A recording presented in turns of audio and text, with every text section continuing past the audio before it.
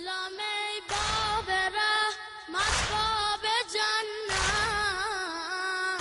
سلام ای باب رحمت باب جنت، سلام ای رهبر والا حسین جانم، سلام ای میوه قلب پیامبر، سلام ای میوه قلب پیامبر، سلام ای زاده زهرا حسین جانم، حسین جانم، حسین جانم، حسین جان، حسین جانم، حسین جانم، حسین جان. فاتحہ کی تلاوت فرما کر بانیان مجلس کے مرحومین کی روح کے لیے اور اپنے مرحومین کی روح کے لیے بسم اللہ الرحمن الرحیم. الحمد للہ رب العالمین الرحمن الرحیم مالک یوم الدین ایاک نعبد و ایاک نستعین اہدنا الصراط المستقیم صراط الذین انعمت علیہم غیر المغضوب علیہم ولا الضالین. صدق اللہ العلی العظیم.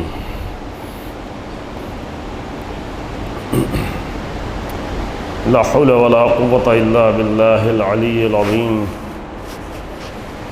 اعوذ باللہ من الشیطان اللعین الرجیم. بسم اللہ الرحمن الرحیم. الحمد للہ رب العالمین والصلاة والسلام علی سید الانبیاء والمرسلین خاتم النبیین ابی القاسم محمد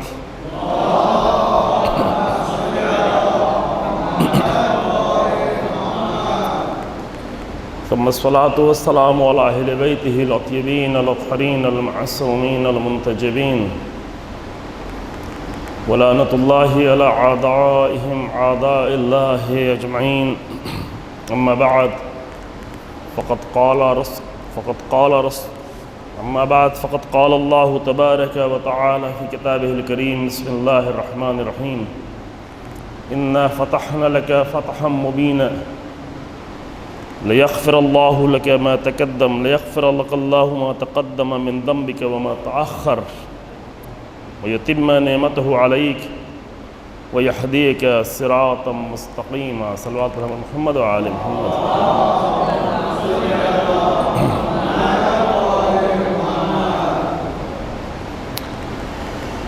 قرآن مجید نے سورہ فتح کی ابتدائی دو آیتیں آپ کی خدمت میں پیش کی ہیں. یہ جو ایام ہیں ایام وفات و شہادت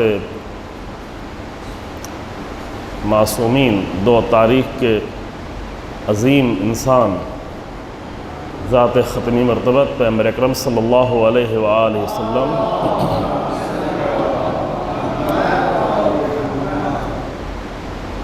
اور اس کے بعد آپ کے فرزند اکبر سبط اکبر امام حسن مجتبیٰ علیہ السلام کی شہادت. اللہم صلی علی محمد. یہ عظیم ایام ہے، یہ غم کے عظیم دن ہیں. عام طور سے پہلے یہ تھا کہ امام حسین علیہ السلام کی عزاداری وہ محرم سے لے کے 40 تک انجام دی جاتی تھی. ایام عزا جو ہے 40 تک ہوا کرتے تھے. لیکن چونکہ 28 صفر کو اتنا بڑا غم ہے اور تاریخ کے عظیم ترین انسان رسول اللہ کی وفات ہے اور امام حسن مجتبیٰ علیہ السلام کی شہادت ہے، تو اس عظیم غم کی بنیاد پر اس ایام عزا کو اور آگے بڑھایا گیا، یعنی 28 تاریخ تک. اور زیادہ معتبر روایات کے لحاظ سے مجھے نہیں معلوم آپ لوگ کس تاریخ کو ذکر کرتے ہیں، لیکن زیادہ معتبر روایات کے لحاظ سے امام رضا علیہ السلام کی شہادت بھی 29 صفر ہے. اور خود امام رضا علیہ السلام کے حرم میں، اور صلوات پڑھنا ہے تو اچھے سے پڑھیں انشاءاللہ.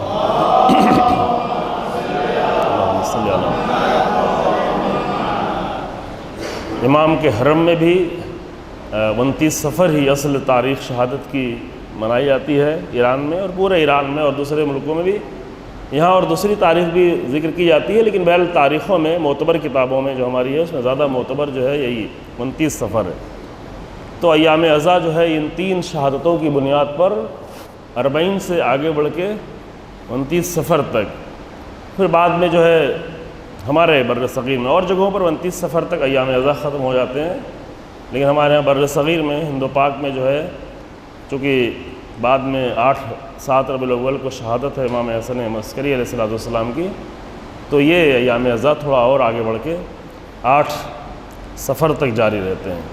تو یہ جو تاریخ 40 کے بعد جو تاریخ بڑھائی گئی ہے ایام عزا کی، اس کے بڑھانے کا اصل مقصد ہے رسول اللہ کا ذکر اور امام حسن مجتبیٰ علیہ السلام کا ذکر، کہ تاریخ کے یہ 2 عظیم انسان کی وفات اور شہادت کی وجہ سے یہ ایام عزا اس لیے بڑھائے گئے ہیں کہ ہم نے الحمدللہ تقریباً 50 دنوں تک، یعنی 10 دن محرم کے، پھر عاشور کے بعد 40 تک 50 دنوں تک حسین بن علی سلام اللہ علیہ کا ذکر کیا، تو پھر آپ کے برادر بزرگ امام حسن السلام کی شہادت، پھر رسول اللہ کی وفات، اس غم کی بنیاد پر چند دن اور ذکر کیا جائے اور ایام عزا جاری رہیں، ذکر رسول اللہ ہوتا رہے، ذکر امام حسن مجتبیٰ علیہ السلام ہوتا رہے، اور یہ عظیم ان کی زندگی کے مختلف پہلو پر گفتگو ہو۔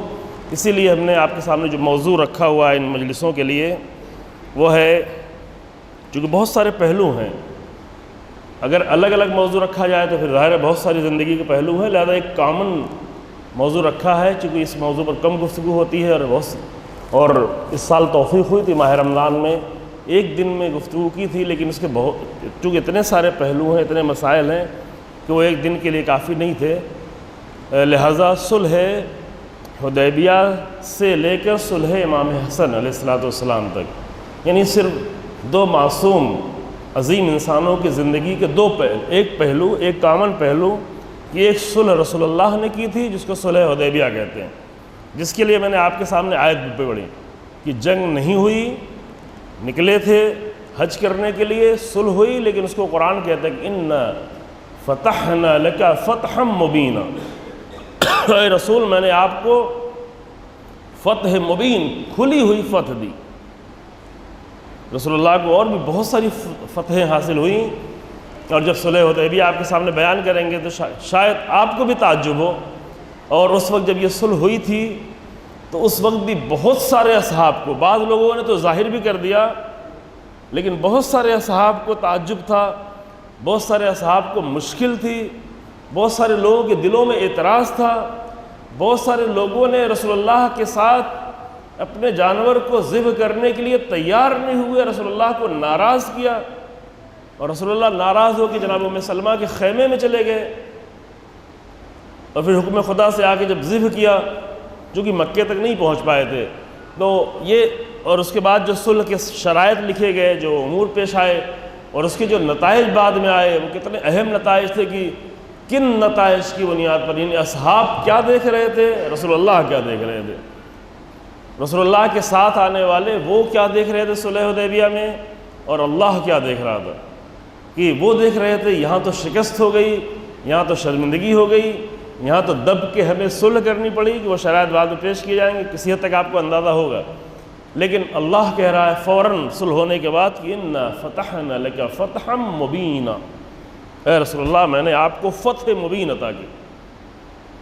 اور اس کے بعد ساتھ میں یہ پورا سورہ فتح جو ہے تقریباً صلح حدیبیہ ہی سے مربوط ہے، شاید میں پورا سورہ نہیں پڑھ سکوں، کچھ 29 آیتیں ہیں، البتہ یہ اہم مسئلہ ہوتا ہے، انشاءاللہ کبھی توفیق ہو اور عرض کیا جائے۔ اس کے پہلے عشرین 40 کے عشرے میں ایک توفیق ہوئی تھی، اور الحمدللہ وہ میرے لیے بہت مفید تھا، اور مومنین کے لیے بھی بہت مفید تھا، اور مومنین نے اس کا بہت ہی استقبال بھی کیا۔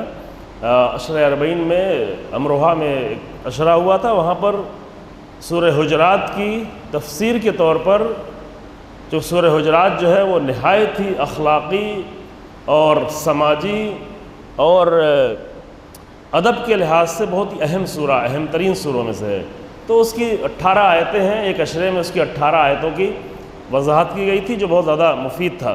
لیکن ابھی وہاں پہ بھی ہم نے کہا تھا کہ ابھی ہم اتنے بلند نہیں ہو پائے ہیں کہ اگر قرآن سننے کے لیے اچھی طریقے سے آمادہ ہوں، قرآن سمجھنے کے لیے آمادہ ہوں. ابھی ہمارا لیول بہت نیچے ہے.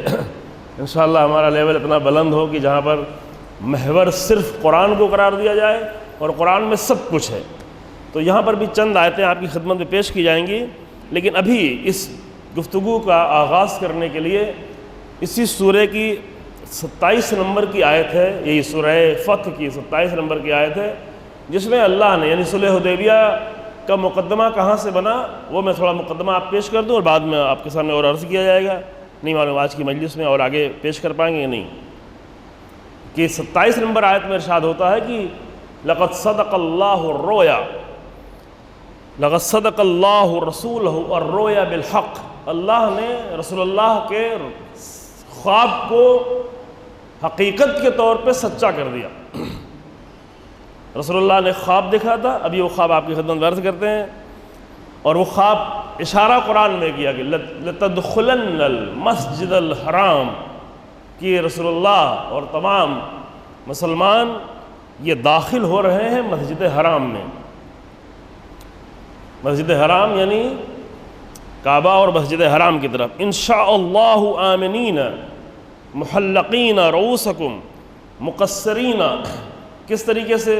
ایک تو انشاءاللہ داخل ہوں گے اور اس حالت میں داخل ہوں گے کہ اپنے حلق کیے ہوں گے. حلق یعنی حج کا عمل جو ہوتا ہے کہ انسان جو ہے جب حج کرتا ہے تو اپنے بال کو مڑواتا ہے. محلقین حلق کیے ہوئے اور محلقین رؤوسکم مقصرین تقصیر کیے ہوئے.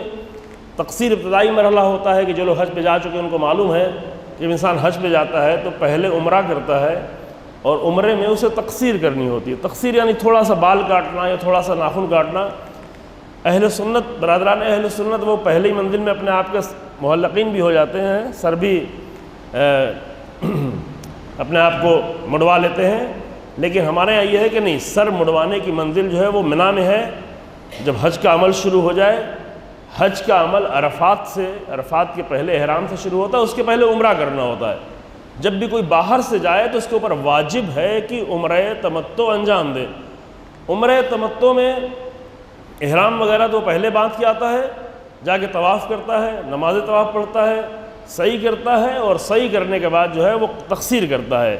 یعنی یا تو اپنا ناخن کاٹ لے یا تو اپنے تھوڑے سے بال کو کاٹ لے اور یہیں سے عمرہ ختم ہو جاتا ہے.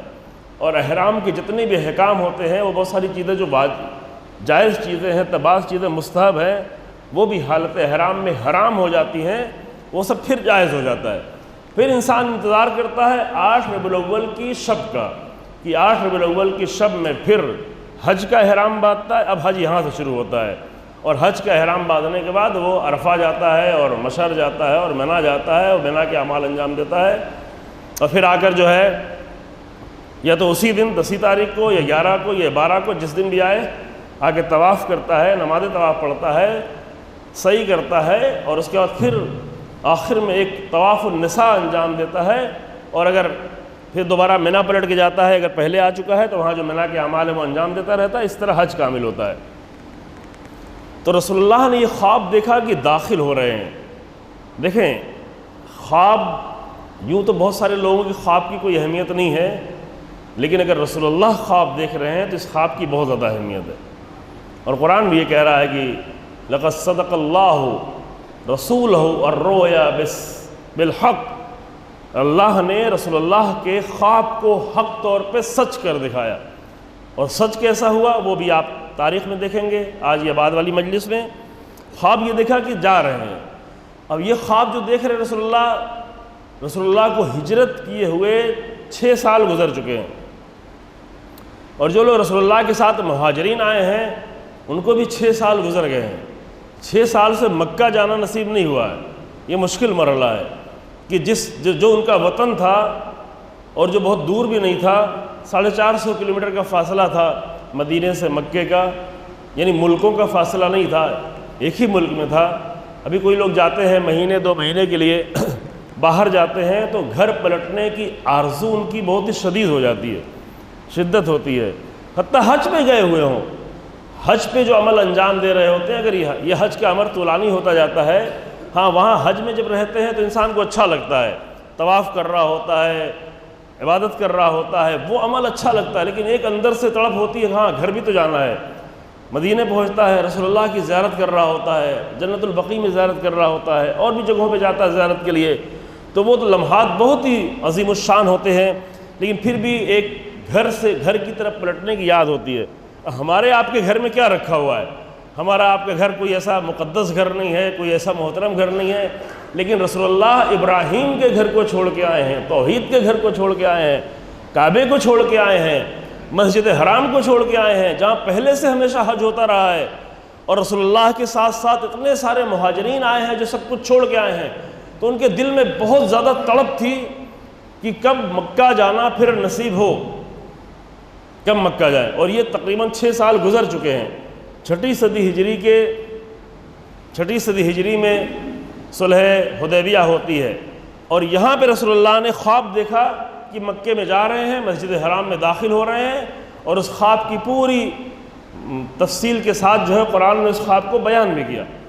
اب جب رسول اللہ نے بیان کیا لوگوں کو میں نے یہ خواب دیکھا ہے، تو سب خوش ہو گئے، اور بڑی تعداد میں انصار بھی تیار ہو گئے، چونکہ انصار بھی جایا کرتے تھے، مدینے کے لوگ بھی ہر سال حج کے لیے جایا کرتے تھے۔ قدیم زمانے کا حج تھا، اس میں جہالتیں شامل تھیں، اس میں نادانیاں شامل تھیں، لیکن حج مقدس تھا، اسلام کے پہلے بھی مقدس تھا، اور مدینے کے لوگ آیا بھی کرتے تھے، اور یہی حج کے سفر ہی کی وجہ سے مدینے کے لوگ مسلمان بھی ہوئے تھے۔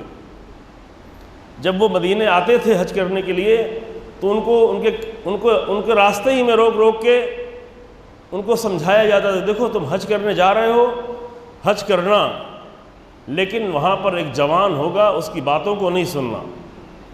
جوان یعنی رسول اللہ کی عمر 40 سال سے زیادہ تھی، لیکن 40 سال کی عمر کو وہاں پر جوانی سمجھی جاتی تھی، ایک پختہ جوانی۔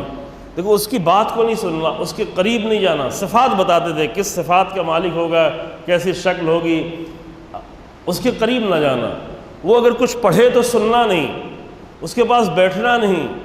اللہ اکبر، حتیٰ بعض وقت روئی دیتے تھے کہ اپنے کانوں میں روئی ڈال کے رکھنا، تاکہ اگر دور سے آواز کچھ آ رہی تو وہ آواز بھی تمہارے پاس نہیں آئے۔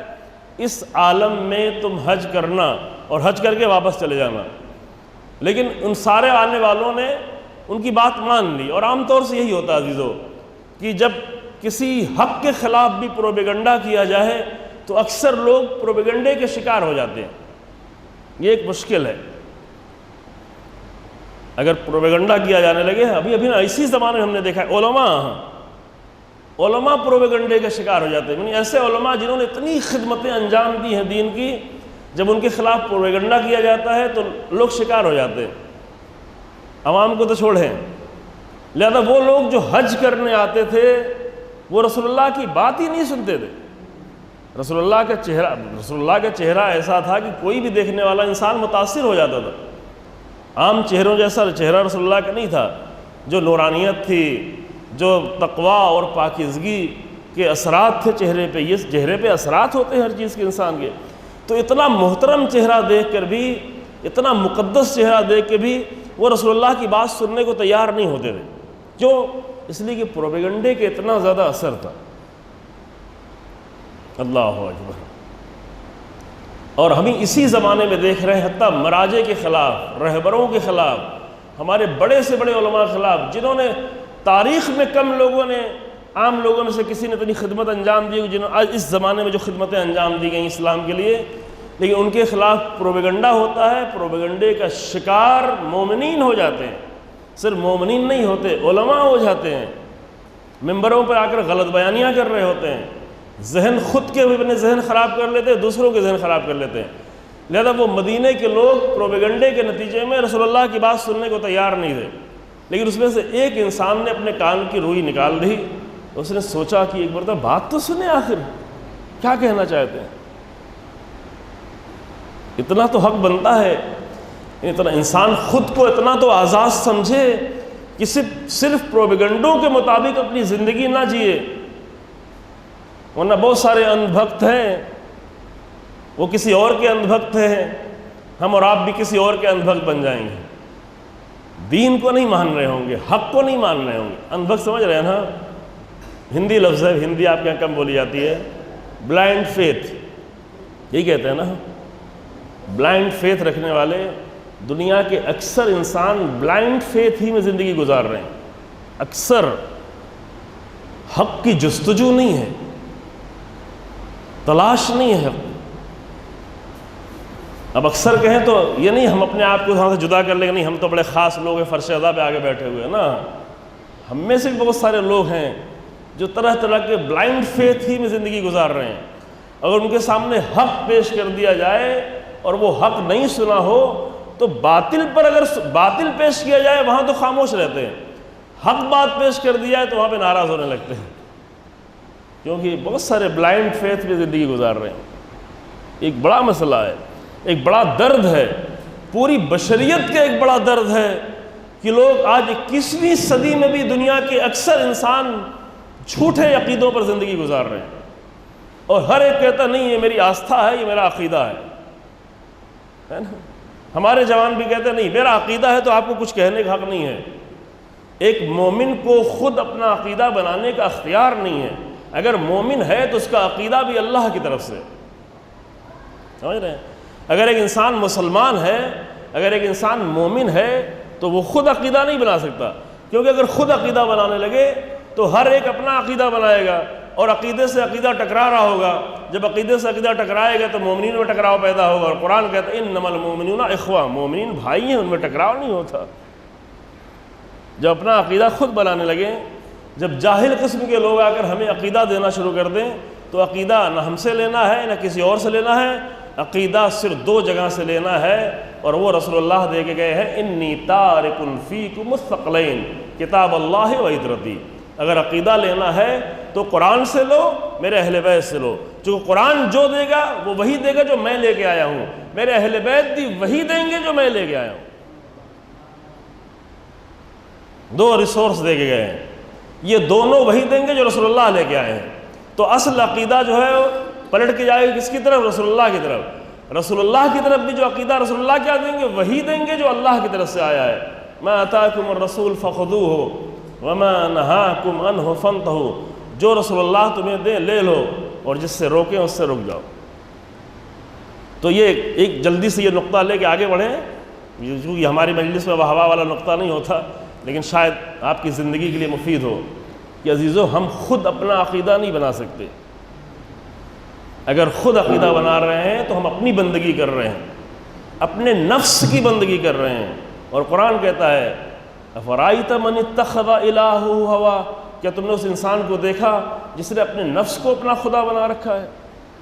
اپنے نفس کی بنائے ہوئے عقیدے، اپنے نفس کی بنائی ہوئی رسمیں، انہی کے ساتھ زندگی گزار رہا ہے، یا پھر دوسروں نے جو پروپیگنڈا کر دیا اس کے مطابق زندگی گزار رہا ہے۔ تو اتنے سارے لوگ مدینے سے آتے تھے، وہ اسی پروپیگنڈے کی بنیاد پر رسول اللہ کی بات ہی نہیں سنتے تھے۔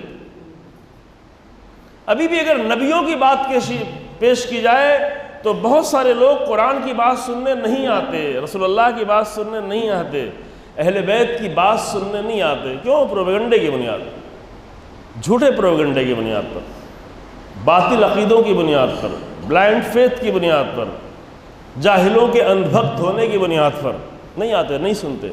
ایک نے کان سے روئی نکال دی، یعنی میرا اتنا تو حق بنتا ہے کہ میں بات سنوں، فیصلہ تو بعد میں کروں گا، بات سنوں تو کم سے کم۔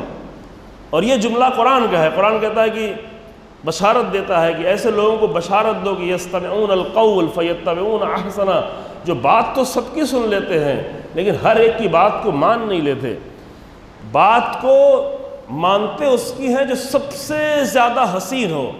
اور البتہ سب سے زیادہ حسین ہونے کا معیار کیا ہے؟ ہمارے یہاں تھوڑا معیار خراب ہے، ہمارا معیار یہ ہے کہ جو بات جتنی جذباتی ہو اتنی حسین ہے، جبکہ یوں نہیں ہے۔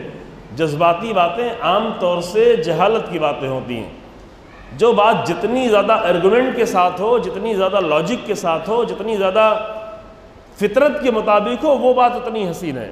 اور قرآن کہتا ہے کہ وہ لوگ قابل بشارت ہیں، اے رسول ان کو بشارت دے دو کہ بات سب کی سنتے ہیں لیکن جو سب سے زیادہ اچھی بات ہوتی ہے اسی کو اپنی زندگی میں لاتے ہیں، ہر ایک کے مطابق زندگی نہیں جی رہے ہوتے ہیں۔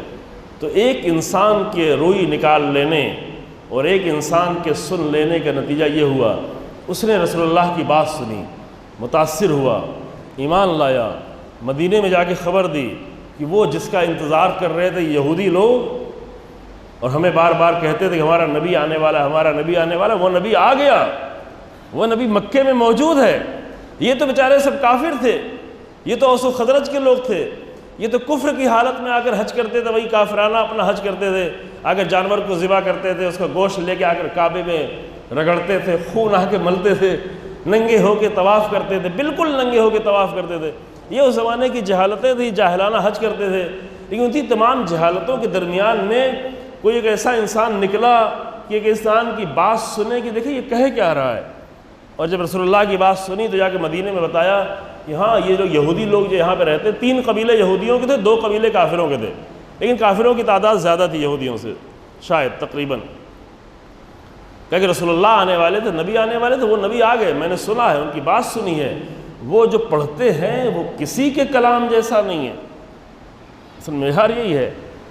عرب بہت زیادہ بڑے شاعر تھے، بڑے اچھی زبان والے تھے، دوسروں کو عجم سمجھتے تھے، خود کو عرب کہتے تھے، دوسروں کو عجم یعنی گونگے، یعنی میں صرف بولنے والا، عرب لوگ بولنے والے، باقی سب گونگے ہیں، باقی کو بولنا ہی نہیں آتا، باقی زبانیں گونگی ہیں، لہذا میں، اور بولنے والوں میں جب قرآن سننے لگے تو کہا یہ تو کچھ اور ہی بات ہے، ہم کتنے ہی عرب صحیح، ہماری زبان کتنی اچھی صحیح، ہمارے اشعار کتنے اچھے صحیح، لیکن یہ قرآن کی آیتیں کہاں ہیں، ہمارے اشعار کہاں ہیں، یہ تو کہیں زیادہ بلند ہیں، یہ تو کتنے عظیم ہیں۔ یہ خبر دی تو ایک کے سن لینے کے نتیجے میں دھیرے دھیرے پورا مدینہ سننے کو تیار، 2 آئے، 6 آئے، پھر 12 آئے، پھر 70-72 لوگ آئے، یہ سب پہلے سے آتے رہے، مسلمان ہوتے رہے۔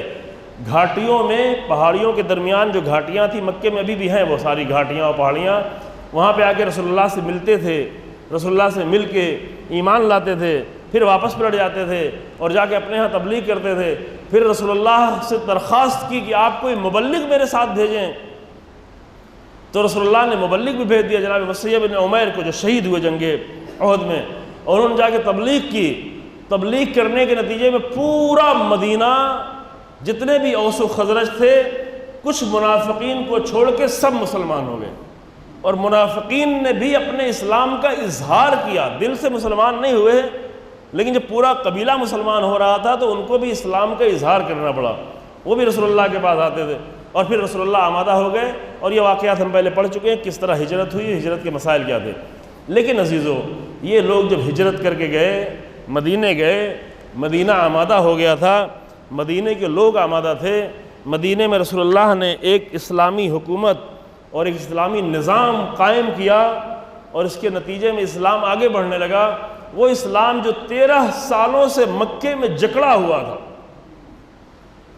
ہر طرف سے جکڑ دیا تھا، بولنے کی طاقت نہیں تھی کسی میں، مارتے تھے، قتل کرتے تھے۔ جناب عمار، حضرت عمار ابن یاسر، ان کی ماں، ان کے باپ کو شہید کر ڈالا، قتل کر ڈالا، ہاتھ پیر میں رسی باندھ کر، اونٹ کے پیروں میں باندھ کر کھینچ دیا، بدترین طریقے سے شہید کر ڈالا، صرف اس بات پر کہ انہوں نے اسلام قبول کر لیا تھا، حق کو قبول کر لیا تھا۔ تو حق کو قبول کرنے پہ اگر کوئی تکلیف آئے تو اس سے پریشان نہیں ہونا چاہیے، حق میں بہرحال تکلیف ہے، حق کے ساتھ تکلیف ہے۔ امیر المومنین علی بن ابی طالب علیہ السلام صلی اللہ علیہ فرماتے ہیں کہ لو احبنی جبل لتحافت، اگر پہاڑ بھی مجھ سے محبت کرے گا تو ٹکڑے ٹکڑے ہو جائے گا، کیونکہ علی ابن ابی طالب کی محبت حق ہے۔ اگر یہ محبت، یہ حق لینا چاہتے ہو تو ٹکڑے ٹکڑے ہونے کے لیے تیار رہو، سختیوں کے لیے تیار رہو، مشکلات کے لیے تیار رہو۔ یوں نہیں ہے کہ امیر المومنین سے محبت کر کے صرف جو ہے بریانیاں کھائیں۔ اگر صرف بریانی کھانا آپ محبت سمجھتے ہیں، یہ سمجھے کہ ابھی امیر المومنین کی محبت آئی نہیں ہے، سمجھے ہی نہیں کیا محبت ہے۔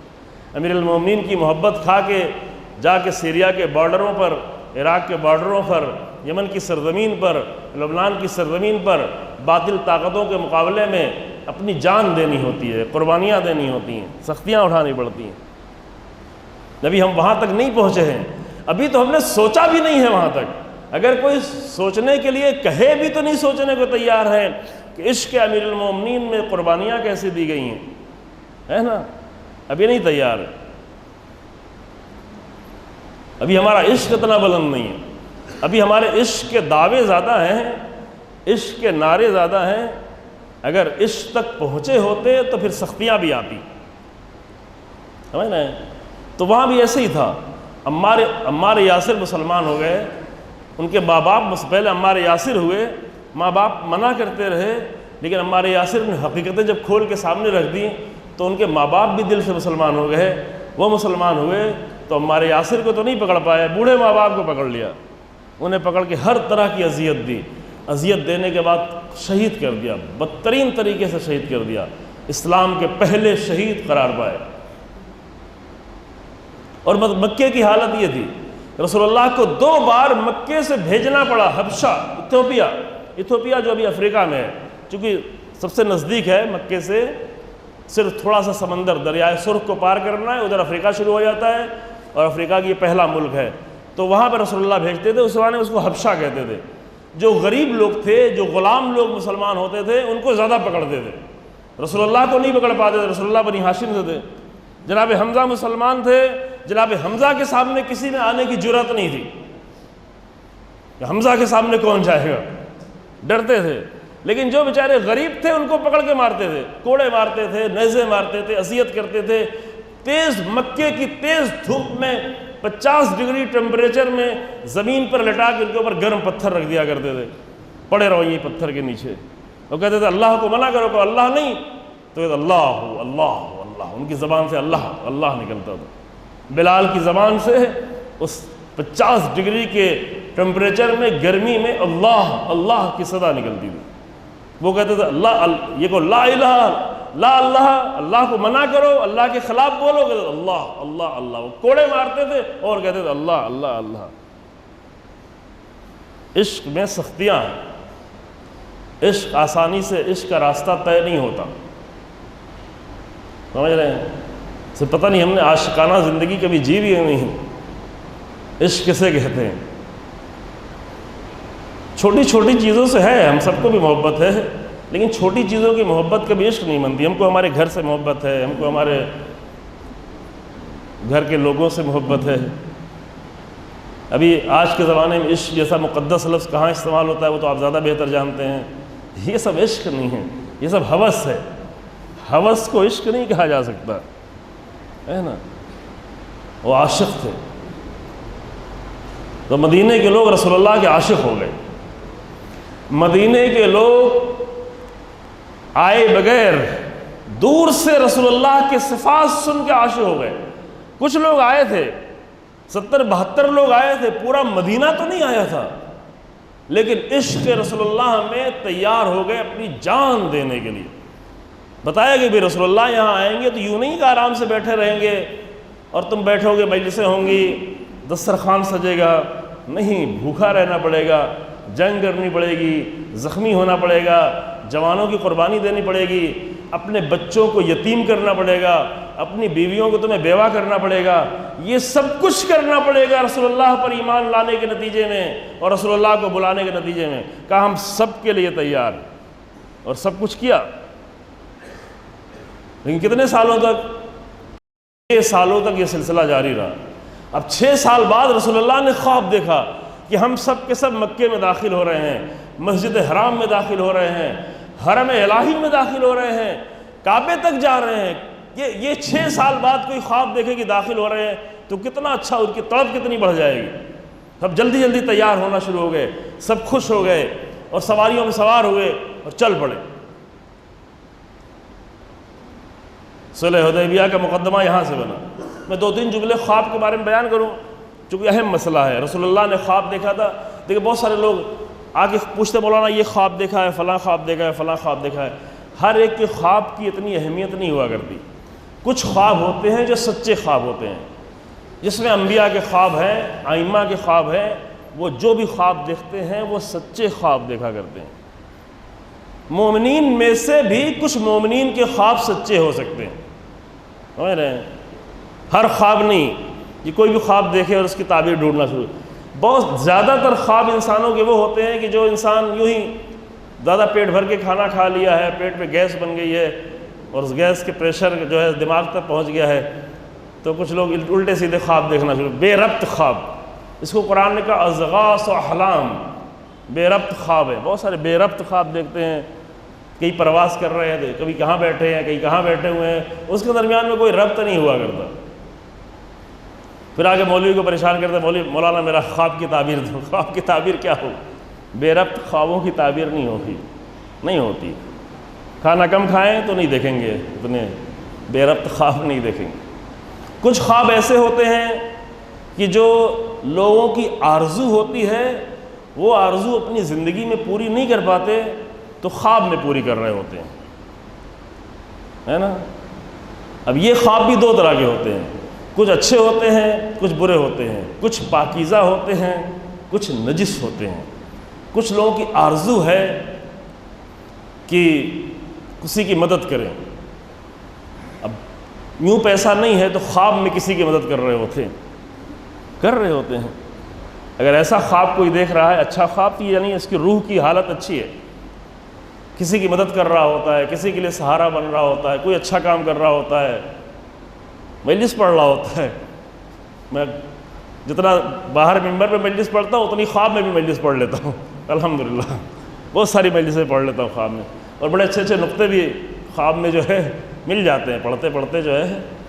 تو جو آدمی کر رہا ہوتا ہے، جس کی آرزو ہوتی ہے، جو اس کی عادت ہوتی ہے، وہ خواب میں جو ہے آ رہا ہوتا ہے. اچھی چیزیں آئیں، حج کرنے جا رہا ہے، زیارت کرنے جا رہا ہے، زیارت کی آرزو ہے، عشق حسین ابن علی ہے، تڑپ ہے، پیسہ نہیں ہے،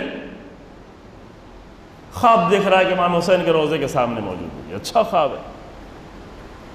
رسول اللہ کی بارگاہ میں جانے کی تڑپ ہے کہ زندگی میں وہ لمحہ آئے کہ رسول اللہ کا مزار نظروں کے سامنے ہو، رسول اللہ کی زرعی نظروں کے سامنے ہو. تو یہ تڑپ انسان کو وہاں تک پہنچا دیتی ہے، جنت البقیع تک پہنچا دیتی ہے، حرم الہی تک پہنچا دیتی ہے. یہ سب خواب بہت اچھے ہیں، بہت زیادہ تعبیر پوچھنے کی ضرورت نہیں ہے. اس کی اصل تعبیر یہ ہے کہ آپ کی آرزو اچھی ہے، آپ کے ارادے اچھے ہیں، ان اچھے ارادوں کی بنیاد پہ اچھے خواب بھی دیکھ رہے ہیں، تو یہ ٹھیک ہے. زندگی میں انسان زیادہ اچھا وقت گزارے تاکہ خواب بھی اس کے اچھے ہوں. اور اس کے برعکس بھی ہوتا ہے کہ خواب ہی میں ساری لڑائی لڑ لیتا ہے. اب جس میں طاقت نہیں ہے لڑنے کا بہت دل چاہتا ہے. بعض لوگ ہوتے ہیں کمزور بیچارے، کمزور لوگ ہوتے ہیں، یوں تو نہیں لڑ پاتے، تو خواب میں لڑتے ہیں، خواب میں اڑ کے لڑائی کر رہے ہوتے ہیں. مثلا یوں تو نہیں لڑ پاتے، خواب میں گناہ کر رہے ہوتے ہیں، خواب میں حرام کام کر رہے ہوتے ہیں، خواب میں اپنے آپ کو حرام کی طرف لے جا رہے ہوتے ہیں، خواب میں بھی اپنے آپ کو حرام سے روک نہیں پا رہے ہوتے ہیں. یہ مرحلے ہوتے ہیں. جو لوگ اپنے نفس کو پاک کرنا شروع کر دیتے ہیں، وہ صرف عملی زندگی میں نہیں، خواب میں بھی اپنے آپ کو حرام کام سے روک لیتے ہیں. توجہ کریں، یہ اہم مسئلہ ہے. یہ نفس کی پاکیزگی کا ثبوت ہوتا ہے. اگر خواب میں بھی اپنے آپ کو گناہوں سے روک رہے ہیں، حرام سے روک رہے ہیں، قدم رک جا رہے ہیں خواب میں، تو یہ اس بات کی علامت ہے کہ ہاں ہمارے نفس میں پاکیزگی باقی ہے. نفس کی پاکیزگی خواب میں بھی ہمیں اختیار سے باہر نہیں ہونے دیتی، خواب میں بھی گناہ نہیں کرنے دیتی. تو جو فرما رہے ہیں یہ اہم مسئلہ ہے. کبھی کبھی انسان نوجوانی میں ایسے خواب دیکھ لیتا ہے، لیکن جتنا اس کا نفس پاک ہوتا جاتا ہے، اپنے آپ کو خواب میں بھی محفوظ رکھتا ہے، گناہوں سے محفوظ رکھتا ہے، خواب میں بھی رکھتا ہے. تو اس طرح کے خواب جو ہوتے ہیں، یعنی وہ کچھ آرزویں ہیں، زندگی میں گناہ کرنے کی آرزو ہے، گناہ کرنے کی سوچتا رہتا ہے، یوں تو گناہ نہیں کر پاتا ڈر کے مارے یا کسی اور وجہ سے. البتہ ابھی آج کے ماحول نے، آج کے زمانے نے گناہ کے سارے سامان فراہم کر رکھے ہیں، تو جو لوگ یوں نہیں گناہ کر پاتے وہ خواب میں گناہ کر رہے ہوتے ہیں. لیکن جو لوگ اپنے نفس کو پاک کر چکے ہوتے ہیں، جو پاکیزہ ہوتے ہیں، وہ خواب میں بھی اپنے آپ کو گناہوں سے روک لیتے ہیں. اور انشاءاللہ مومنین تمام، خاص کر مومن جوان، جو کہ یہ مرحلہ جو شادی کے پہلے ہوتا ہے، شادی کے بعد اس طرح کے خواب کی اتنی ضرورت نہیں رہ جاتی. تو شادی کے پہلے ایک جوان اپنے آپ کو اتنا پاک کرے کہ خواب میں اپنے آپ کو گناہوں سے روک لے. روک سکتا ہے، یہ اثر ہوتا ہے۔ ایک خواب میں آپ کے سامنے ذکر کر دوں تاکہ اس کے ذریعے سے آپ کو مدد مل جائے، ایک سہارا مل جائے، چونکہ امام رضا علیہ السلام کی شہادت کی تاریخ بھی بعد میں آ رہی ہے، کہ سنا ہوا واقعہ لیکن میں اس سے مربوط کرنے کے لیے کہ کسی نے خواب میں دیکھا نیشاپور میں کہ امام رضا علیہ السلام آئے ہیں طوس میں غالباً، جب امام سفر کر رہے تھے، اور آ کر مسجد میں بیٹھے ہوئے ہیں۔ میں امام کے سامنے گیا، امام کے سامنے ایک ظرف میں کھجوریں رکھی ہوئی ہیں، امام نے ایک مٹھی کھجور اٹھائی اور مجھے دے دی، اور میں نے معاف کیجئے امام نے خواب میں دیکھا کہ رسول اللہ نے، سنا ہوا ہے آپ لوگوں نے؟ نہیں سنا تھا؟ خواب دیکھا کہ رسول اللہ آئے ہوئے ہیں، رسول اللہ ہماری مسجد میں آئے ہوئے ہیں، اور ہم رسول اللہ کے سامنے حاضر ہوئے، اور رسول اللہ نے کھجور اٹھائی اور مجھے دے دی، اور میں نے اب رسول اللہ جب کھجور دیں گے تو ظاہر ہے کہ ایسے اٹھا کے ایک نہیں دیں گے، پوری مٹھی بھر کے اٹھا کے دی، مٹھی بھر کے کھجور اٹھا کے دی، 17 کھجور دی، کہ میں نے گنا تو وہ 17 کھجور دی۔ تو مجھے بڑا تعجب تھا کہ رسول اللہ آئے ہیں، رسول اللہ ہماری مسجد میں آئے ہیں، رسول اللہ ہمارے محلے میں آئے ہوئے ہیں، رسول اللہ ہمیں کھجور دے رہے ہیں۔ خواب سے اٹھے تو یہی سوچ ہی رہے تھے، اور اسی میں میری رات گزر گئی۔ دوسرے دن خبر ملی کہ امام رضا علیہ السلام آئے ہوئے ہیں، اللہم صلی علی محمد و آلہ، اور معلوم ہو کہ امام رضا مسجد میں تشریف فرمائے، مسجد میں گئے تو دیکھا اسی مسجد میں اسی جگہ پر اسی طرح سے کھجوریں رکھی ہوئی ہیں، اور میں جب آگے بڑھا تو رسول اللہ امام رضا علیہ السلام نے کھجوریں ہمیں اٹھا کے دیں۔ یہ ابھی میں نے پچھلے حشرے میں ایک جملہ کہا تھا کہ پہلے عام طور سے یہ ہوتا تھا کہ رسول اللہ کے پاس، ائمہ کے پاس کوئی آتا تھا تو وہ کچھ ہوتا تھا دیتے تھے، کھجور دے دیتے تھے، انگور دے دیتے تھے، پیسہ دے دیتے تھے، ہدیہ دے دیا کرتے تھے۔ ابھی عام طور سے الٹا ہوتا ہے، عام طور سے لوگ مولوی کو دے رہے ہوتے ہیں۔ خدا کرے کہ مولوی کی حالت بھی ایسی ہو کہ اس کے پاس بھی لوگ آئیں تو وہ کچھ دے کہ بھئی تم کچھ کھا کے جاؤ، ایسے خالی ہاتھ نہیں جاؤ انشاءاللہ، ہے نا۔ تو دیا مجھے امام رضا علیہ السلام نے سچ میں، وہ تو خواب دیکھا تھا رات ہی میں، اسی رات میں خواب دیکھا تھا، لیکن امام رضا علیہ السلام نے سچ میں مجھے کھجور اٹھا کے دی۔ تو میرے ذہن میں آیا کہ چلو اسے بھی گنتے ہیں، رات میں خواب دیکھا تھا۔ تو اتفاق سے جب گنا، یہ اتفاق ہم کہہ رہے ہیں لیکن اتفاق تھا نہیں، تو وہ کھجوریں بھی 17 ہی تھی۔ تو میرے ذہن میں کچھ سوال سے پیدا ہوا کہ یہ اتفاقاً تو ایسا نہیں ہو گیا ہے، کہیں اتفاقاً تو نہیں ایسا ہوا کہ رات میں بھی 17 ملی تھی خواب میں اور ابھی بھی 17 ملی۔ لہذا اس اتفاق کو یقینی بنانے کے لیے کہ واقعی اتفاق ہے یا اتفاق نہیں ہے، تو اپنے ہاتھ کو میں نے بڑھایا، میں نے کہا فرزند رسول اللہ کچھ اور بھی کھجور دے، کہا دینے میں کوئی حرج نہیں ہے، لیکن میرے جد نے تمہیں اتنی کھجور دی تھی، اللہ اتنی دی تھی۔ تو یہ نقطہ تو میں اس لیے پڑھ رہا تھا کہ یہ سمجھ لیں کہ جو ہمارا امام ہوتا ہے صرف ہماری ظاہری زندگی سے آگاہ نہیں ہوتا، ہمارے خوابوں سے بھی آگاہ ہوتا ہے۔ یہ خواب کو کنٹرول کرنے کا میں نسخہ دے رہا ہوں آپ کو، یہ بہت نسخہ ہے، یہ نسخہ میرے لیے بہت فائدہ مند رہا ہے۔ کبھی زندگی کے کسی مرحلے میں جب پہلی مرتبہ یہ واقعہ سنا تھا کہ خواب جو ہے امام ہمارا صرف ہمارے عمل کو نہیں دیکھ رہا ہوتا ہے، ہمارا امام ہمارے خواب سے بھی آگاہی رکھتا ہے۔ تو خواب میں ہر کام نہ کریں، خواب میں بھی لڑیں جھگڑے نہیں، خواب میں بھی کسی پر ظلم نہ کریں، خواب میں بھی حرام کی طرف قدم اٹھ رہے ہوں تو روک لیں۔ اور یہ سب کچھ اسی وقت ممکن ہے کہ جب انسان بیداری میں اپنے آپ کو پاک کرے، جب بیداری میں حق کے ساتھ زندگی جیے، جب بیداری میں کسی پہ ظلم نہ کرے اور آرزو بھی نہ کرے، بیداری میں گناہ کی آرزو نہ کرے، ہے نا۔ ایک مولوی ہے آسٹریلیا میں، سر پہ امامہ لگاتا ہے، وہ کہتا ہے مجھے انڈیا کی فلاں ہیروئن بڑی پسند ہے، استغفر اللہ، امامہ لگا کے آیا تو اس کو دعوت بھی دی گئی تھی، RSS کی طرف سے دعوت ہوئی تھی۔ اب ایسے امامے پہ اگر لعنت بھیجی جائے تو بری بات ہے، ہاں کہتا نہیں امامہ بڑا مقدس، اس پہ لعنت نہ بھیجو، نہیں، وہ امامہ جس کے نیچے ایسا سر ہو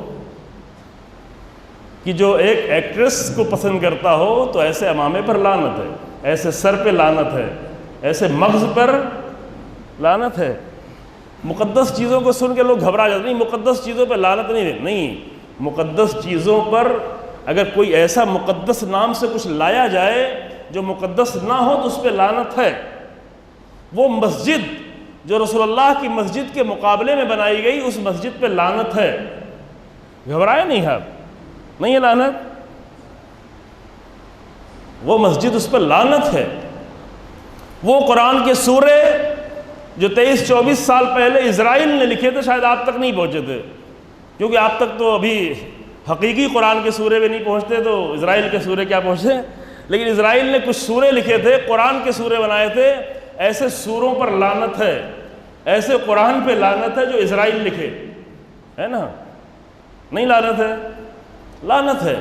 ایسی عزاداری، دیکھیں یہ جملہ میں نے کہا تھا بعض لوگ بڑا حساس رہے، شاید آپ تک بھی کلپ آئی ہو، ایسی عزاداری جو جناب زینب کی عزاداری کو نقصان پہنچائے، جو امام سید سجاد کی عزاداری کو نقصان پہنچائے، جو اصل عزاداری کو نقصان پہنچائے، ایسی عزاداری پہ لعنت ہے۔ جرأت سے کہے انسان، کیوں ڈر کے کہے؟ جب مروان نے امام حسین علیہ السلام کو دیکھا 27 رجب کی صبح میں تو کہا اے حسین آپ بیعت کر لیں، اسی میں آپ کی زندگی کا بہتر ہے، اسی میں آپ کی دنیا بھی بہتر ہے، آخرت بھی بہتر ہے۔ امام نے کہا وعلی الاسلام السلام اس قد بلیت الامہ برائے مثل یزید، اسلام پہ سلام ہو، ایسا اسلام ہی نہیں چاہیے، ایسے اسلام پہ لعنت ہے کہ جس کا حاکم یزید ہو، ہے نا۔ تو ٹھیک ہے اسلام مقدس ہے لیکن اس کا حاکم یزید ہو تو اس پہ لعنت ہے۔ ہمیں رسول اللہ کے اسلام چاہیے، ہمیں یزید کا اسلام نہیں چاہیے، ہمیں بنی امیہ کے اسلام نہیں چاہیے، ہمیں بنی عباس کے اسلام نہیں چاہیے، ہمیں جناب زینب کی عزاداری چاہیے، ہمیں سجاد کی عزاداری چاہیے، ہمیں ائمہ کی عزاداری چاہیے۔ بعض نادانوں نے کہا کہ نہیں ائمہ کے زمانے اتنے مشکل میں تھے اس لیے وہ کچھ تبدیلی نہیں کر سکتے تھے۔ ہاں امام سجاد کا زمانہ مشکل تھا، لیکن امام باقر السلام کا آخری زمانہ، امام صادق السلام کا شروع کا زمانہ، یہ تقریباً 20-25 سال ایسے گزرے جہاں کوئی بھی مشکل نہیں تھی، لیکن ائمہ نے وہی عزاداری کی، 5ویں 6ٹھے امام نے جو امام سید سجاد نے کی۔ تو وہ عزاداری جو لوگوں کو عزاداری سے بیزار کر رہی ہو، وہ عزاداری جو لوگوں کو عزاداری سے دور کر رہی ہو، وہ عزاداری جو عزاداری کی دشمن ہو، اس کے لیے کیا کہا جائے گا؟ تو کچھ چیزیں بہت واضح ہونا چاہیے عزیزو ہمارے درمیان میں۔ امام نے کہا کہ ایسا اسلام نہیں ہے، امام سب سے بڑے اسلام کے وارث ہے، امام ہی اسلام کو جانتے ہیں، لیکن وہ اسلام جس کا درس مروان دینے لگے ایسے اسلام پہ لعنت نہیں۔ یہ میں نے تھوڑا وضاحت کر دی، کئی دن سے لوگ تقاضا کر رہے تھے وضاحت کرنے کا تو میں نے وضاحت کر دی۔ بہت سارے بزرگوں نے کہا کہ بھئی کچھ بولیں تو میں نے کہا کہ تھوڑا سا وضاحت کر دیں، شاید آپ تک بھی بات آئی ہو، اگر نہیں آئی ہو تو آئے گی دھیرے دھیرے۔ تو ہاں یہ ہے ایسے خدا پر لعنت کی جس کو کہا جا رہا ہے کہ یہ موسیٰ کا خدا ہے یا ہارون کا خدا ہے، بنایا سامری نے ہے، سامری بنا کے کہہ رہا ہے کہ یہ موسیٰ کا خدا ہے، یہی ہارون، یہ قرآن کی آیت ہے، تو سامری کے بنائے ہوئے خدا پہ لعنت ہے، چاہے اس کو موسیٰ ہی کو خدا کیوں نہ کہا جائے، نہیں لعنت ہے، لعنت۔ تو جو کچھ بھی ہم اپنی طرف سے بنائیں وہ لعنت کے لائق ہے۔ ایسا عقیدہ جس کو ہم بنائیں اس پر بھی لعنت ہے۔ جو عقیدہ اللہ دیتا ہے، دین اللہ کی طرف سے، دین اللہ کی طرف سے ہے، دین کا اختیار بنانے کا رسول اللہ کو بھی نہیں ہے۔ رسول اللہ کے لیے قرآن کہتا ہے اے رسول اللہ اگر آپ اپنی طرف سے کوئی بات کہیں گے تو آپ کے داہنے ہاتھ کو ہم پکڑ لیں گے اور آپ کے رگے دل کو کاٹ دیں گے۔ سورہ الحقہ جا کے پڑھیے گا، آخری پیج پہ اس کے سخت ترین آیت رسول اللہ کے لیے۔ اگر آپ اپنی طرف سے کوئی بات کہیں گے، لو تقول علینا بعض الاقاویل، اگر آپ ایسا کریں گے تو آپ کے داہنے ہاتھ کو پکڑ کے مروڑ دیں گے، آپ کے رگے دل یا رگے گردن کو کاٹ دیں گے، نہیں کر سکتے۔ دین بنانے کا حق جب رسول اللہ کو نہیں ہے تو ہمارے آج کل کے جاہل و نادان لوگ دین بنا کے دیں، اوکے یہ میرا عقیدہ ہے، یوں ہی عقیدہ بنا سکتے ہیں؟ تو جب آپ اپنے عقیدے پہ ہیں تو ہر ایک بھی اپنا عقیدہ لے کے پیش کرے گا، تو وہ کہ یہ میری آستھا ہے، تو آستھا ہے تو جو کچھ کریں کرنے دو، یوں نہیں عزیزو۔ عقیدے کا حق اسی کو بنانے کا ہے جس نے ہم سب کو خلق کیا، جو ہمارا خالق ہے، وہی ہمارا رازق بھی ہے، وہی ہمارا مالک بھی ہے، وہی ہمارا رب بھی ہے۔ یہ جاہل لوگ آتے ہیں کہ جو رب کا لفظ استعمال کرتے ہیں امیر المومنین کے لیے، روح امیر المومنین کو تڑپا دیتے ہیں، ہے نا؟ روح امیر المومنین تڑپ جاتی ہے۔ روح امیر المومنین پر ابن ملجم سے بھی زیادہ سخت تلوار چلتی ہے جب امیر المومنین کو رب کہا جاتا ہے، اور حق بات کہی جائے تو اس پہ لوگ اعتراض کرتے ہیں، باطل باتیں لوگ کہہ کے جائیں، ایک انسان نہیں بولتا۔ مجھے اس پہ تعجب ہوتا ہے، کہنے والے پہ تعجب نہیں، کہنے والا تو کہتا ہی رہے گا، ایسے لوگ تو ہیں، لیکن تعجب سننے والوں پر ہے کہ یہ سب کچھ سن کے انسان خاموش بھی رہے، ہے نا؟ تو رسول اللہ کتنا وقت ہو گیا؟ میں نے شروع میں دیکھا نہیں تھا ٹائم، بتائیں کتنا وقت ہوا؟ ہاں بتائیں، تکلف نہیں کریں۔ 40 منٹ ہوئے یا نہیں ہوئے ابھی؟ تو میں تھوڑی سی بات پوری کر دوں، مصائب میں آتا ہوں عزیزو۔ جی ہاں، رسول اللہ نے عظیم الشان خواب دیکھا، مکے میں داخل ہو رہے ہیں، خواب میں بیان کر رہا تھا، چند جملے خواب کے اور سمجھ لیں عزیزو، یہ بات پھر اس کے بعد میں، چونکہ یہ بہت اہم مسئلہ ہے صلح حدیبیہ کا، اور کس طرح رسول اللہ نے سفر طے کیا۔ معمولی سفر نہیں تھا، 425 کلومیٹر کا سفر طے کر کے واپس آنا کوئی آسان بات ہے؟ صرف 24 کلومیٹر مکہ رہ گیا تھا جہاں صلح حدیبیہ ہو رہی ہے۔ صلح حدیبیہ ایک چھوٹا سا گاؤں بستی تھی، وہاں تک گئے تھے، کیسے گئے تھے وہ بعد میں بیان کیا جائے گا، اور وہاں بھی یہ ماجرا پیش آیا۔ وہاں سے پلٹنا آسان کام تھا، مثلا آپ کو یہاں سے لے جایا جائے چلو زیارت کرنے کے لیے، اور کربلا کے 100 کلومیٹر پہلے کہ نہیں چلو واپس پلٹو، تو کیا حالت ہوگی؟ تصور کریں، اب یہاں سے ایک لمبا سفر طے کر کے جائیں، آپ تو فلائٹ سے جائیں گے 4 گھنٹے میں پہنچ جائیں گے، وہ 425 کلومیٹر کا سفر کئی دن میں طے کرتے کرتے، اور ہر لمحے ان کی تڑپ یہ ہے کہ مکے پہنچنے والے ہیں، حرم الہی مکہ، مسجد حرام، اپنا وطن 6 سال سے کھویا ہوا ہے، 6 سال سے اس زمین کو نہیں دیکھا ہے، اور جب وہاں پہنچے تو صرف 24 کلومیٹر پہلے کہا جا رہا ہے کہ نہیں یہیں پہ قربانی کرو، چلو واپس چلو۔ یہ آسان مرحلہ نہیں تھا، یہ مرحلہ بعد میں پیش کیا جائے گا۔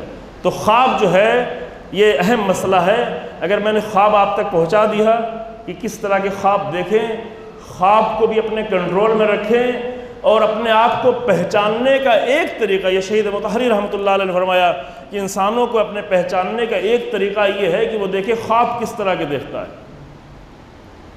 ہاں، صرف اپنے پڑوسی سے لڑتا ہے یا اسرائیل سے بھی لڑنے کی آرزو رکھتا ہے؟ ہاں، صرف اپنے ماں باپ، بھائی بہن اور بھابھی اور نند اور ساس سے لڑتا ہے، یا آج کی باطل طاقتوں سے بھی لڑنے کی آرزو رکھتا ہے؟ خواب میں کیا کرتا ہے؟ بعض لوگ خواب میں بھی لڑتے ہیں تو انہی لوگوں سے، دوستوں سے لڑ رہے ہوتے۔ تو خوابوں کے ذریعے سے اپنے انسان اپنے آپ کو پہچانے، صرف پہچان کے مایوس نہیں ہو جائے کہ ہم غلط خواب دیکھتے ہیں، ہم تو گناہ کا خواب دیکھتے ہیں۔ پہچان کے بعد علاج کرنا شروع کریں، پہچان کے بعد اپنے آپ کو بلند کرنا شروع کریں، پہچان کرنے کے بعد اپنے آپ کو پاک کرنا شروع کریں، پہچان کے بعد مایوس نہیں ہو جائے کہ ہم تو بھائی سے لڑتے ہیں، دشمن سے نہیں لڑتے۔ اپنے آپ کو اتنا سمجھائے، اتنا معرفت پیدا کرے، بھائی کی محبت دل میں اتنا پیدا کرے کہ خواب میں بھی بھائی سے لڑائی نہیں ہو، گھر والوں سے لڑائی نہیں ہو، گھر والوں سے محبت کرے، گھر والوں سے عشق کرے، گھر والوں کو اپنے اوپر پریفر کرے، گھر والوں کے لیے ایثار کرے، گھر کا سخت کام خود اٹھا لے، مشکل کام خود لے لے، آسان کام دوسروں کو دے۔ جب ہمدردی ہو جائے گی، جب محبت ہو جائے گی، تو خوابوں میں بھی گھر والوں سے لڑائی نہیں لڑے گا۔ گھر میں تقسیم ہو گئی، 2 بھائی تھے، ایک حصہ تھوڑا اچھا ہے، دوسرا حصہ تھوڑا اتنا اچھا نہیں ہے، تو بڑا بھائی کہے کہ تو چھوٹا بھائی ہے، تو اچھا والا حصہ لے لے، میں اس میں رہ لوں گا، میں بڑا ہوں آخر نا۔ چھوٹا بھائی کہ نہیں آپ بڑے بھائی ہیں، آپ اس میں رہے، میں اس میں رہ لیتا ہوں۔ یہ ہو سکتا ہے کہ نہیں ہو سکتا؟ یہ ہو سکتا ہے، لیکن عام طور سے ہوتا کیا ہے؟ نہیں یہ اچھا ہے تو اس میں مجھ کو جانا ہے، میں بڑا ہوں تو میں بڑا ہوں، میں اس میں رہوں گا، اور اس چھوٹا کہ ارے یہ تو بڑا ہے، اس کو تو قربانی دینا چاہیے، مجھے اس میں رہنا چاہیے۔ اس کو کہتے ہیں ایثار۔ ایثار یعنی کیا؟ یعنی اچھے والے کو دوسرے کے حوالے کر دو، بھائی کے حوالے کر دو، بہن کے حوالے کر دو۔ جو کم ہے وہ خود لے لو، دسترخوان پہ جو اچھا کھانا دکھ رہا ہے دوسروں کو اٹھانے دو، تھوڑی دیر صبر کرو، وہ اچھا کھانا اچھے ڈونگے دوسروں کو نکالنے دو، خود تھوڑا صبر کر لو، دوسری چیزیں اٹھا لو۔ ایثار اسے کہتے ہیں۔ ایثار خالی مجلسوں میں تقریر سن کے نہیں، کربلا والے ایثار کرنے والے تھے۔ کربلا والے کھانے کا ایثار تو بہت چھوٹی چیز ہے، زمین کا ایثار تو بڑی چھوٹی چیز ہے۔ کربلا والے ایسے ایثار کرنے والے تھے کہ نہیں میرا بچہ پہلے قربان ہو جائے، حسین ابن علی کا بیٹا بعد میں قربان، میرے لال پہلے شہید ہو جائیں، یہ ایثار ہے۔ اگر ایثار کرنا سیکھ لے۔ مکے والے جب مدینے آئے تو قرآن کہتا ہے یؤثرون علی انفسہم ولو کان بہم خصاصہ، مدینے والے خود بھی مشکل میں تھے، تنگ دست تھے، لیکن انہوں نے ایثار کیا۔ مکے والوں سے کہا کہ تمہارا گھر یہ دیکھو میرا گھر ہے، اس کو میں تقسیم کرتا ہوں، جو اچھا والا اس میں تم رہو، خراب والے میں رہتا ہوں، یہ کھانا ہے جو بہتر والا تم لے لو، کم والا یہ قرآن کہتا ہے یؤثرون علی انفسہم ولو کان بہم خصاصہ، اگرچہ وہ خود مشکل میں تھے لیکن انہوں نے دوسروں کو اپنے اوپر پریفر کیا۔ ایثار یعنی پریفر کرنا، یؤثرون یعنی وہی ایثار، یہ مکے والوں نے کیا، مدینے والوں نے یہ کیا، یہ قربانیاں دیں۔ اب مدینے اور مکے والے سب واپس پلٹ رہے ہیں، کہاں آ رہے ہیں؟ حج کرنے کی نیت سے۔ کتنی بڑی نیت! آپ زیارت کی نیت سے جائیں، آپ حج کی نیت سے جائیں، 4 گھنٹہ فلائٹ کے سفر کر کے جائیں اور بالکل مکے کے قریب پہنچ کے نہیں واپس پلٹو، ابھی کرونا بہت بڑھ گیا ہے واپس پلٹنا ہے، تو کیا حالت ہوگی؟ کربلا کے بالکل نزدیک پہنچنے کے بعد، بارڈر پہ پہنچنے کے بعد، ایران کے بارڈر تک پہنچ گئے اور قریب پہنچ گئے کہ نہیں واپس چلو، یہ مرحلہ تھا۔ رسول اللہ کے سامنے ہم بہت جلدی مذاق اڑاتے ہیں سب کا، ہاں ٹھیک ہے، رسول اللہ کے سامنے کسی کو ایسا نہیں کرنا چاہیے تھا، کچھ لوگوں نے تو انتہا کر دی تھی گستاخی کی، وہ بعد میں عرض کریں گے، لیکن اہم مسئلہ تھا۔ اپنے آپ کو بھی وہاں پہ تھوڑا رکھ لیا کریں، جب بھی کسی کا مذاق اڑانا ہو تو تھوڑا اپنا بھی اپنے خود کو وہاں رکھ لیا کریں کہ ہم ہوتے تو ہم کیا کرتے، خدا کرے کہ انشاءاللہ نہ کرتے ویسا جیسے لوگوں نے کیا انشاءاللہ۔ لیکن اگر انسان کمزور ایمان کا ہوگا، اگر انسان پاکیزہ نہیں ہوگا، اگر انسان نے اپنی تربیت نہیں کی ہوگی، اگر انسان نے رسول اللہ کی اطاعت پر زندگی گزارنے کی پریکٹس نہیں کی ہوگی تو اتنے مشکل وقت میں نافرمانی کر ہی دے گا۔ یہ تو نہیں ہے کہ خالی خواب دیکھیں، ہم خواب دیکھ کے کہیں ہاں۔ تو 3 طرح کے خواب ہوتے ہیں، وہ اب دیر ہو گئی ہے، میں کل آپ کے سامنے بیان کروں گا عزیزو، وقت نہیں رہا، اور کس طرح کے خواب کی تعبیر ہوتی ہے اور اس خواب کا نتیجہ کیا ہوا۔ اس خواب کے نتیجے میں قرآن کیوں کہتا اِنَّا فَتَحْنَا لَكَ فَتْحًا مُبِينًا، اے رسول اللہ میں نے آپ کو فتح مبین دیا۔ ایک خواب حسین ابن علی نے بھی دیکھا تھا، میں بغیر تفصیل میں جائے گا ڈائریکٹ مصائب پہ آتا ہوں۔ ایک خواب فرزند زہرا نے بھی دیکھا تھا، لیکن بستر پہ لیٹے ہوئے نہیں، سوتے ہوئے خواب نہیں دیکھا تھا۔ گھوڑے پہ سوار تھے، گھوڑا حرکت کر رہا تھا، چونکہ مسلسل سفر تھا، کتنے دنوں کا؟ 24 دنوں کا مسلسل سفر تھا، تھوڑا سا سفر نہیں تھا اور آسان بھی سفر نہیں تھا۔ 8 ذی الحجہ سے لے کر کے 2 محرم تک یہ 24 دن کا طولانی سفر تھا۔ تو اس طولانی سفر میں اتنی فرصت نہیں ہوا کرتی تھی کہ چلتے چلتے تھک گئے ہیں اب تھوڑا آرام کر لے، تھوڑا لیٹ جائے۔ رات میں بھی کبھی کبھی کم لیٹنا ہوتا تھا، دیر تک سفر کرتے تھے، کیونکہ ایک منزل سے دوسری منزل تک جب تک نہیں پہنچیں گے تو کہیں بیچ میں کاروان نہیں روکا جا سکتا تھا، کاروان بیچ میں نہیں رکتا تھا، کاروان ہمیشہ منزل پہ پہنچ کے رکتا تھا، وہیں پانی ملتا تھا، وہیں سہولتیں رہتی تھی، تو طولانی سفر ہو جاتا تھا۔ حسین ابن علی نے خواب دیکھا کہ کوئی منادی ندا دے رہا ہے، وہ گھوڑے پہ بیٹھے بیٹھے آنکھیں بند ہوئیں اور خواب دیکھا غنودگی کے عالم میں کہ کوئی منادی صدا دے رہا ہے کہ یہ کاروان آگے آگے جا رہا ہے اور موت اس کے پیچھے پیچھے آ رہی ہے۔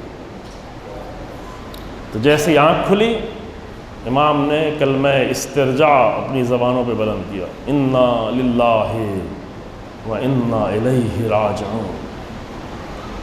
امام کے گھوڑے کے ساتھ ساتھ بغل میں قریب میں علی اکبر بھی چل رہے ہیں۔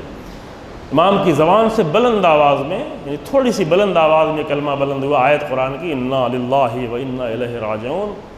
تو جناب علی اکبر نے پوچھا بابا جان آپ نے یہ کلمہ اس وقت میں کلمہ استرجاع بلند کیا ہے، اس کی کوئی وجہ ہے، کوئی راز ہے؟ کہ اب میرے لال میں نے یہ خواب میں دیکھا ہے کہ کوئی منادی یہ ندا دے رہا ہے کہ کاروان آگے آگے جا رہا ہے، موت پیچھے پیچھے آ رہی ہے۔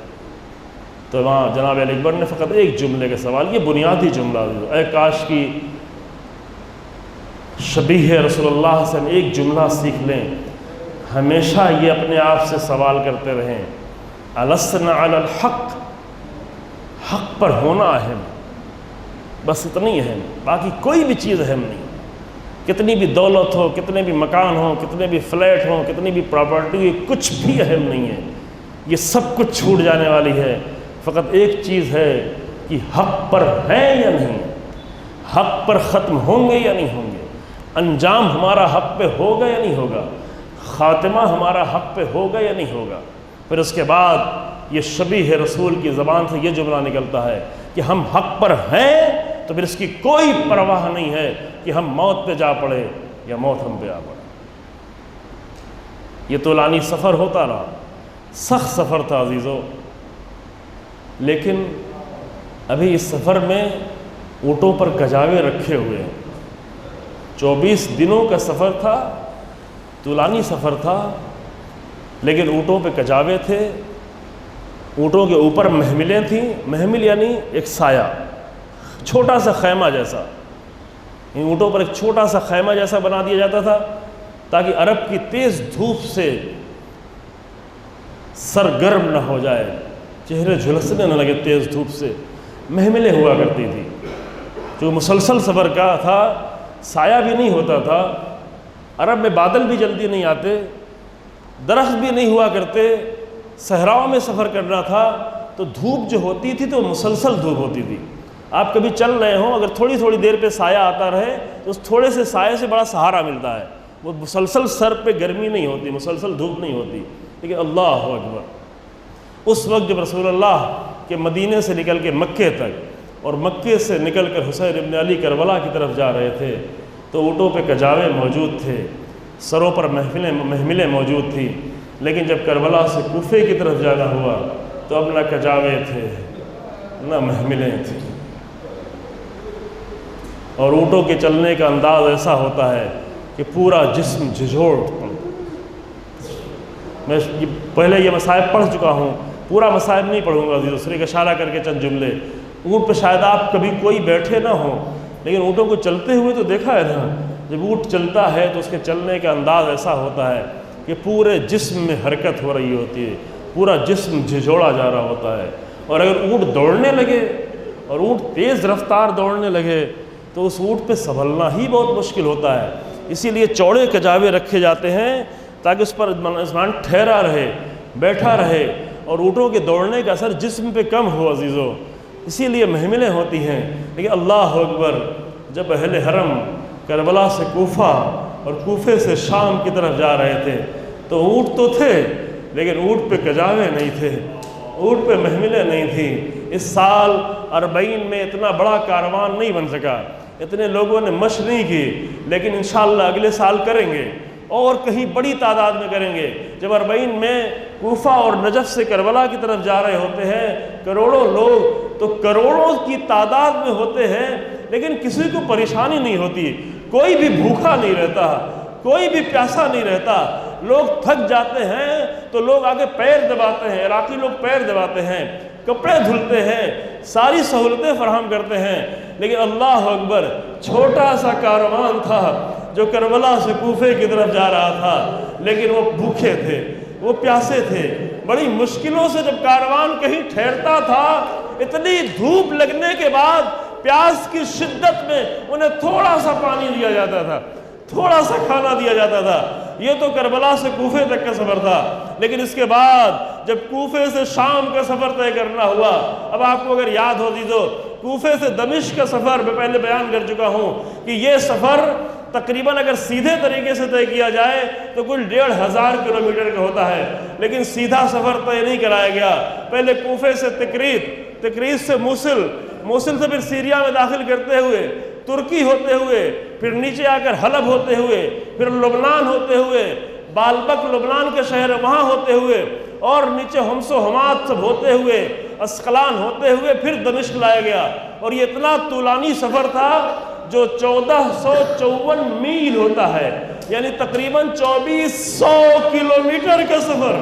اللہ اکبر، بس یہی میرا پورا مصائب ہے عزیزو، 2400 کلومیٹر کا سفر بے کجاوا اونٹوں پر، محملوں کے بغیر، چھوٹے چھوٹے بچے وہ اپنی ماؤں کی آغوش سے لپٹے ہوئے تھے، کیونکہ ماؤں کے ہاتھ پسے گردن بدھے تھے، ماؤں کا تو خود سنبھلنا مشکل تھا تو بچوں کو کیسے پکڑتی، ان کے ہاتھ بھی بدھے ہوئے تھے، تو یہ بچے فقط اپنی ماؤں کی آغوش سے لپٹے تھے کہ کسی طرح لپٹ کے اپنی جان بچائیں، لیکن ماؤں کی آغوش کا سہارا ملنے پر اگر تھکے ہوئے بچوں کو ذرا سی نیند آ جاتی تھی تو یہ ہاتھ چھوٹ جاتے تھے، ہاتھ چھوٹتا تھا تو بچے اونٹ سے زمین پہ گرتے تھے، اور یہ مائیں تڑپ کے رہ جاتی تھی کیونکہ انہیں پکڑ بھی نہیں سکتی تھی، مگر پیچھے مڑ مڑ کے دیکھتی تھی، اے میرے لال مجھے معاف کرنا کیونکہ ہم تمہیں سنبھال نہ سکے۔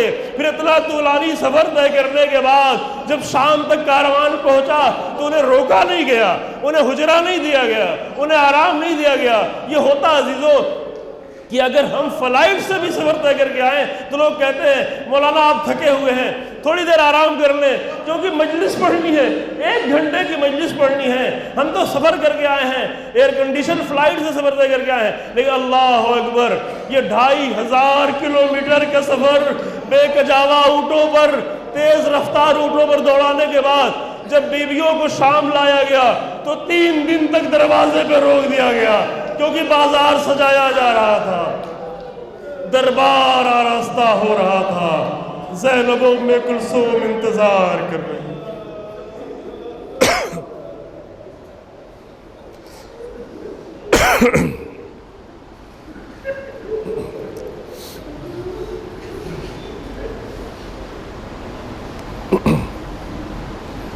انا للہ و انا الیہ راجعون سيعلم الذين ظلموا أي منقلب ينقلبون ربنا تقبل منا إنك أنت السميع العليم بحق محمد وعترته الطاهرين۔ پروردگار ہمارے اس مختصر سے عمل کو قبول فرما، پروردگار ایسے عبادت کا درجہ عطا فرما، پروردگار ہمیں بہتر سے بہتر شکل میں عزاء حسین بن علی برپا کرنے کی توفیق عنایت فرما۔ پروردگارہ اس عظیم نعمت کو تو نے ہمیں عطا کیا ہے، لیکن اس کے انجام دینے میں جو بھی کوتاہیاں ہیں، جو بھی جہالتیں ہیں، جو بھی ہماری طرف سے کمیاں ہیں، ان کمیوں کو معاف فرما۔ پروردگارہ ہمیں راہ حق پر ثابت قدم قرار دے، پروردگارہ ہمارے خوابوں کو، ہماری زندگی کو، ہماری دنیا اور آخرت کو پاکیزگی کے ساتھ گزارنے کے بعد آخرت کو کامیاب فرما۔ پروردگارہ ہمارے جوانوں کو جن کو دھوکہ دیا جا رہا ہے ان کو دھوکہ دینے والوں سے محفوظ فرما، ان کو دین قرآن اور دین اہل بیت پر مضبوطی سے ثابت قدم رکھ۔ پروردگارہ کلمہ حق کو عزت و سربلندی عطا فرما، کلمہ باطل کو نیست فرما۔